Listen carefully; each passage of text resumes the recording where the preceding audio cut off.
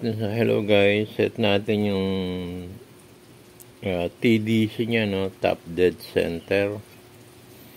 So meron mali dito na papakitok sa inyo na kaya hindi mapatakbo ito noon pa. Ito yung magmula nung napanalunan ko sa bidding, hindi ko na hindi ko na naasikaso hanggang sa kinalawang at inanon eh. Anyway, ngayon na bigyan natin siya ng oras. Guys, ang setting ng TDC, no, sa compression stroke. Meron tayong inlet. So start tayo sa positioning niya, no. Ito nakapire na siya sa compression kasi nakataas na yung cylinder niya. So start tayo, naka-close lahat. Nakita natin yung inlet niya dito, yung papasok ng gasolina at air mixture dito. Ito yung pinaka-in niya. Ito naman yung tambucho out.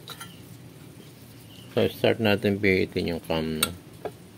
Yan. So bababa siya para umangat yung hangin, no. Yan, ha. Dito muna tayo. Mag-start tayo dito. Yung muna dyan. Yan. So, dalawang turn yan, ha. So, start tayo dito, no. Yan. So, pagbukas nyan, papasok yung mixture ng hangin. Bababa siya dito. Yan. Tingnan nyo yung pinaka-cylinder, no. Yan. Then, pagkababa niyan, pagtaas niya, sasarado to. Ko-compress, no. Dapat both sides sarado siya para mag-aron siya, compression stroke siya, no. Magpapiring sa puputok. Pang. Yan.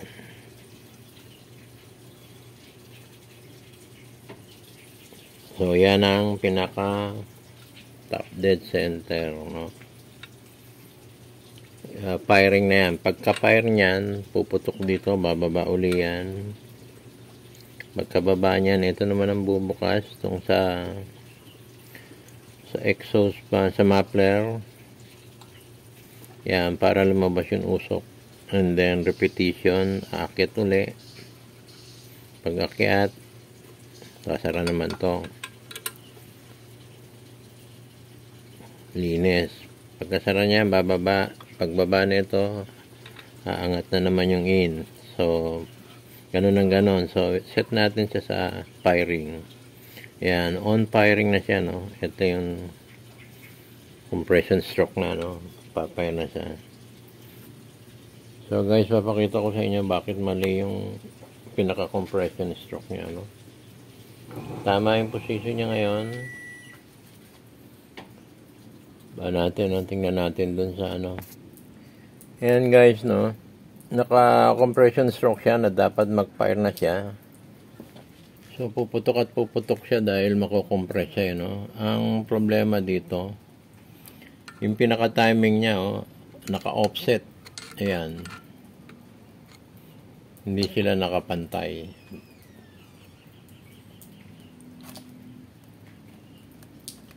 So guys, kita nyo. Ngayon, ang position niya ngayon,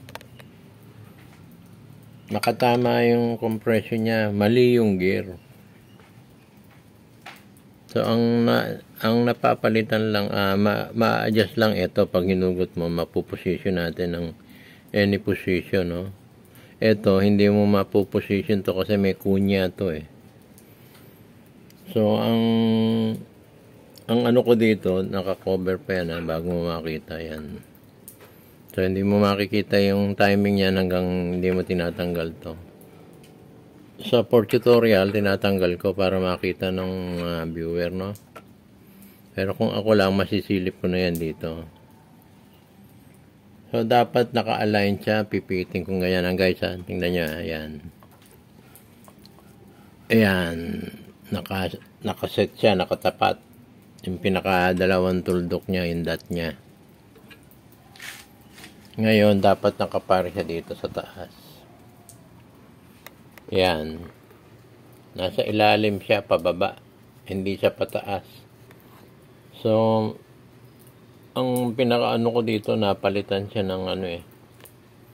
Napalitan siya ng gear. Nakita ko sa inyo guys. Ito guys, so yan oh. Kahit align ko dito, hindi maano yan. Guys, ito na ano to eh, yan. Ikutin ko muna, sorry ko ah.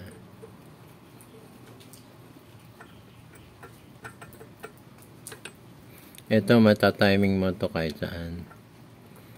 Ito, tapat natin dito kasi may kunya to eh, yan.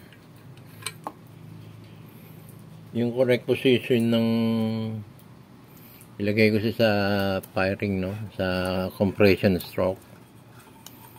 Dito ko na lang titingnan sa cylinder sa ilalim, no? Yan, nakataas siya dito, yan. And then, kita siya. Yun. Medyo malayo, no? Balik ko siya dito. Yan guys, wala siya sa alignment. Tulad nung kanina, no? Ang dapat nakaganito siya, yan. Yung position niya. Ito. Nakaset siya na ganyan. Ayan. Ito yung dot niya. At saka ito naka ano dapat siya, yan. Nakaset din siya na magkatapat siya dito. Huhugutin mo to para tumapat dito. So ang palagay ko napalitan to kasi hindi pwedeng i-ano to eh. Yung kunya niya meron siyang guide. Hindi siya pwedeng i-ganon. Ito lang ang i-align ko ngayon. Pag in-align ko to, nakaganon siya. Ang position niya nasa baba. Hindi din siya magsasalubong. Ayan o. Ayan position niya na nasa baba. Yan ang correct position ng TDC. Top dead center niya. Dapat ito nakaganyan. Yan. Para magkita silang dalawa. Magsasalubong. Ito madali lang i-adjust to. Pero ito nakapix to kasi yung kunya niya. May guide. So dapat yan. Ang position niya. Nandito yung kunya niya. Ayan. Ito ang napalitan dito. Kaya nawala sa alignment. Pag pinalik mo naman yan, wild ang takbo nito eh. Ang tuling-tuling, nakakatakot. Tuling, biglang lalakasihin ng biglang pag tumakbo, kakatakot.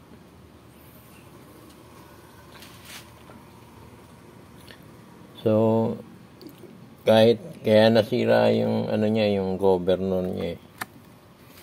Sobrang ano siguro hindi na na-control nung ano.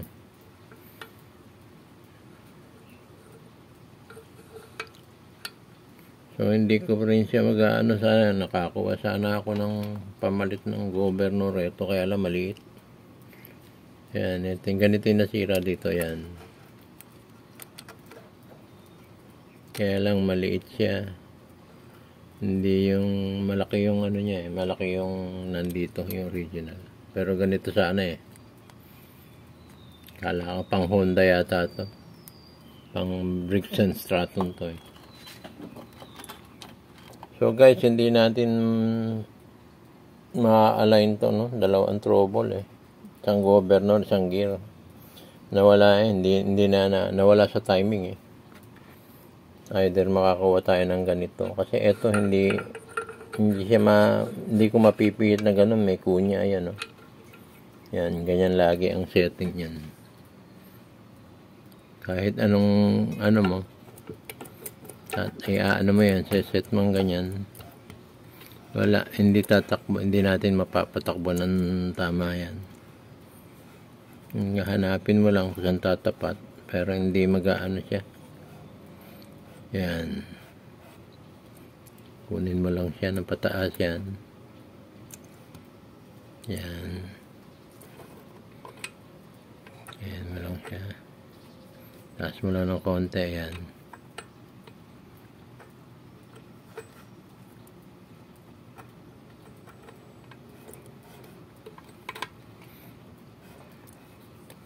Sobra.